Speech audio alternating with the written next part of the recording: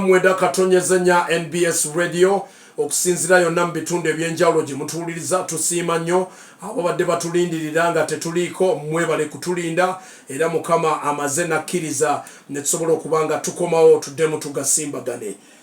Kyagulanyi Ssentamu Bobi Wine president wa Nuupu mu kaseera kano abamu gwe bayita principal gwe bagamba nti tayogerwako takoonwako ekintu kyakikoze ali kutalaga ebitundu ebyenjawulo mu ggwanga era ng'okutambula kwe ffe ng'abalabi tulina kye tulaba oba nedda. Wabaddewo olugambo oluze lutambula nga batugamba nti essaawa yonna bw'anaaba amaze okuyitamu asuubirwa okuba nti akomawo ate okuyitamu ne retired Colonel Kizza Besigye. Kino nno njagala okwebaliza poliisi ya Uganda yadde wabaddewoko ebitundu ebimu tiyagaasi wazzaakubibwa nga balemesa omukulu ono okubanga ayogerera abantu be naye tekibadde too much nga luli.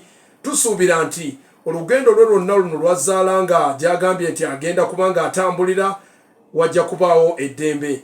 Njagala kulaba wano ngeri ki gyagenda kubanga atambula oluvannyuma nkutegeeze. Naye comparison ki gye tulaba mu kaseera kano oluvannyuma lw'okuba nti omukulu Muhoozi naye yasobola okubanga atambula era azza atambula.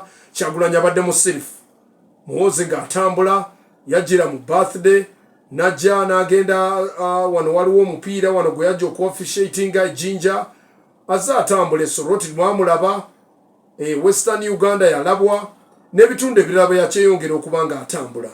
Naye mulimu ababaka abamu abavuddeyo ne bagamba nti ke kaseera President Yoweri Museveni aveeyo ateese ne mutabani we okusinga okuddawo nga babuzaabuza eggwanga, because mutabani we agamba ajja mu kalulu era n'aboogezi be boogeza maanyi nga bagamba ajja mu kalulu, whereas bannaffe abalala aba muzeeyi tova ku main nabo bagamba nti no muzeeyi ku ballot paper kwali.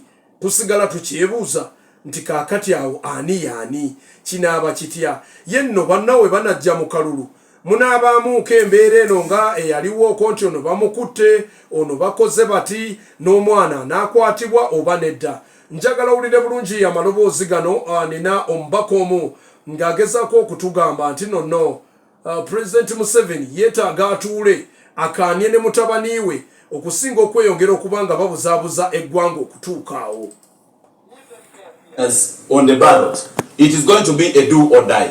He will not come to lose election. He will come to either win or win. So it is going to be a very big factor. That is when you're going to see all the state machinery getting involved in the politics of Uganda compared to Museveni. One, by the time MK leaves Kampala, yes, some of the friends support his functions, but he's using state resources. By the time MK leaves Kampala, going to Soroti, say for instance, he's using a chopper. That's a government chopper and that's a government fuel. That is our taxpayers. By the time all those big cars, MK now is guarded than his father. By the time MK uses the cars from here, the allowances of those people to Soroti and back, they're using government number plates. That is all fuel. Now that is in preparation for any eventuality. I want to say that I think in the interest of good governance, in the interest of equity, in the interest of the party, President Museveni should discuss with his son. If the time for his son has come, release him, resign from the military, join kale omuwulidde bulungi oyo no omubaka. Kyagulanyi entambula ye eyo eri ku road map era yakakasiddwa dda, wabula mu ntambula eno agamba nti no agiyise first phase esooka eya National Unity Platform mobilization tour n'okugulawo amaofiisi ng'ennaku z'omwezi 28 Agusto yali Mbarara nga 29 yabadde Fort Portal. Olunaku olwokusatu olwaleero Kyagulanyi Ssentamu ali Kasese. Olunaku olwokuna nga 31 olunaku olw'enkya agenda kubeera Kabale, ate ku bbalaza nga 4 September ali Mayuge wane e Busoga. Ng'ennaku z'omwezi 5 ajja kubeera Busia, olwokusatu nga 6 agenda kubeera Mbale, ate olunaku olwokusatu lwennyini agenda kuba Mbale avuga agende Soroti. Olunaku olwo agenda kuba ebifo 2 nga 6.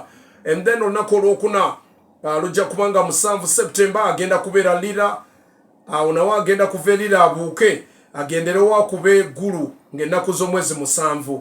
and then olwokutaano nga 8 ali Luweero olunaku olwokusatu ng'ennaku z'omwezi 13 September agenda kumalira Arua olwo akomewo e Kampala asobole okuba nga awummulamu.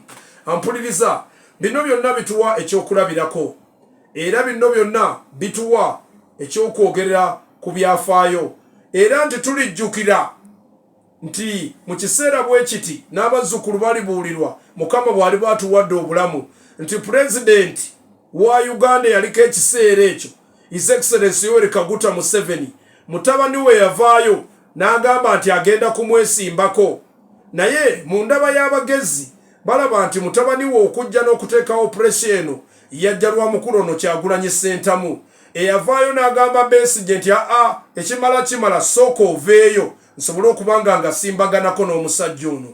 Era tunakitwalira ddala mu byafaayo nti mu kalulu kano Kyagulanyi yawangula ebitundu bingi nnyo mu Uganda ekyaleka Pulezidenti Yoweri Museveni ng'agamba nti aba Nuupu babba akalulu ke, nze naawe